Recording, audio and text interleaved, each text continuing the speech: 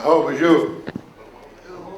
Nigan na wewidan did nikazo sishak dodain ani shadabe o gichida Three Fire Society gathering of the Sacred Pipes Sundance, the American Indian Movement. I bring you greetings from the National Office of the American Indian Movement, headquartered in Minneapolis, Minnesota. My spirit name, my God-given name is Nigan Nawewidan, or the thunder before the storm. I'm a member of the Crane clan of the great Anishinaabe Nation. And that means a lot to me because in our culture, in our tradition, in our clan system, it was the crane and the loon that carried the chieftainship. And my great-grandfather was White Crane, one of the principal chiefs of our nation. I was born 73 years ago on the White Earth Anishinaabe Nation in northern Minnesota. My mother was pulled off the paths, the dirt paths on my reservation when she was just a little girl, 7 years old. Kidnapped, taken to a government boarding school, miles and miles from home. Never allowed to go home for 9 solid years while they attempted to strip her of her language and her culture and her traditional way of life. I say attempted to because they were never successful in doing that.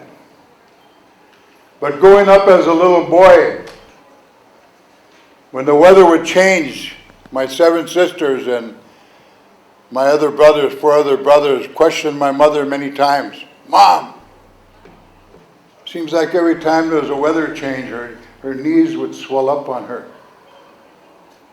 She would limp, you know. Mom, what's wrong with your legs? Oh, it's just arthritis. Don't ask so many questions, she'd tell us. Go on out and play. And my dad, he too was taken away. He ended up in Carlisle before the First World War broke out.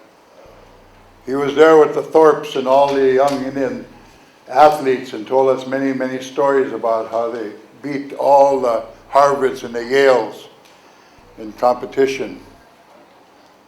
And when he was a mere boy of turning 16 years old, in the Second World War, he enlisted. Became one of the first Marines to land over there. 50,000 Native people enlisted to fight that war. Not because they wanted to go out and kill. He wanted to get out of that brutal educational system where they were punished every time they got caught speaking Indian. And my father was only over there for a short period of time. He was taken prisoner. And when the Allied forces started moving into that part of the country, they machine gunned. Before they vacated the prisons, the German, they machine gunned. And my father was hit 17 times. And to top that off, they gassed him. Left him for dead. He said he could hear them coming along and shooting those that were still breathing.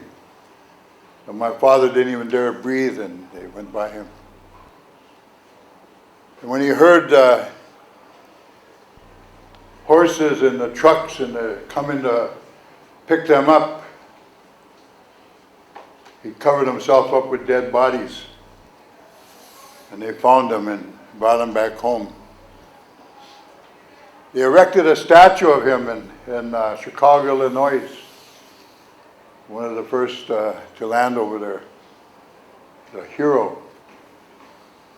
And it wasn't until 6 years later, that the Congress of the United States passed the Indian Citizenship Act. And my dad, along with 50,000 other Native people, were allowed to be citizens in their own country. And my mother, you know, every time, like I said, the weather would change, she would have these problems.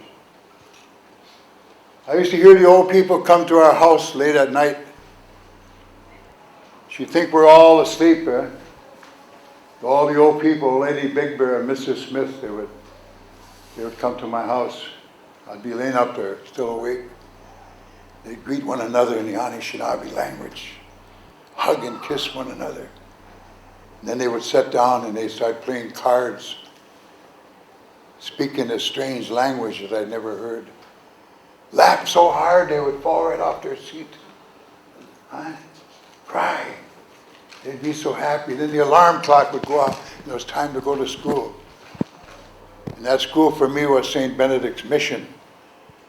The Benedictines were the law enforcement arm of the Catholic Church. When all the other denominations failed, they brought in the Benedictines. Nuns that stood 6'2", 6'3", looked like the front line of the Green Bay Packers.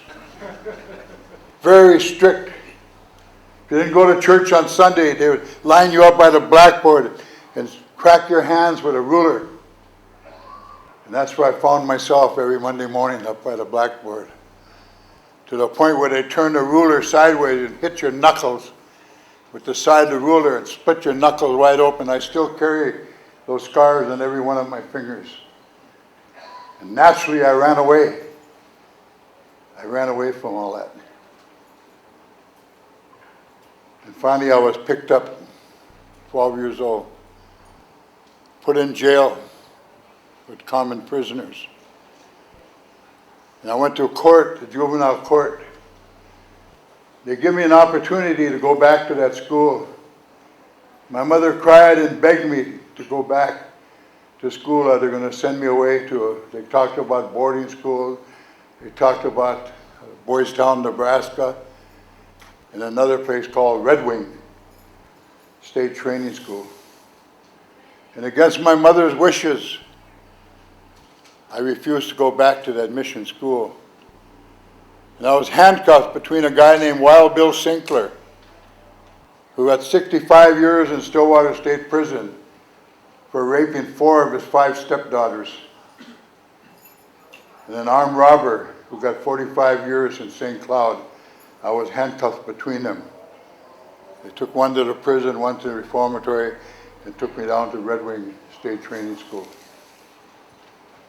And that's where I spent 3 years of my life. They told me I'd be there less than 6 weeks and they'd review my case, send me to Boys Town, Nebraska or some other institution. I hadn't committed no crime other than running away from school. But when I refused to apologize to that priest and to the teachers, they judged me incorrigible. And I've been incorrigible ever since. I'm certified incorrigible. And I'll be incorrigible till the day I go back into the womb of Mother Earth. It's the greatest thing that ever happened to me. And from that day, in those 3 years in that reform school, I spent 15 and a half years of my life in correctional institutions. I finally ended up in a place called Stillwater State Prison in Minnesota. I was studying then at that time to be an engineer, to be able to put electricity into the homes, to put a power plant, take care of the water pumps, steam engineering. But when they transferred me from one prison to the other, they wiped that out, said I couldn't go there anymore. And so I chose to go on a fast and refuse to work. And they stuck me in solitary confinement. I was there for about 33 days. One day as I was laying in my cell in total darkness with just a little peek hole about big as your fingernail, I could hear somebody whistling, "You are my sunshine."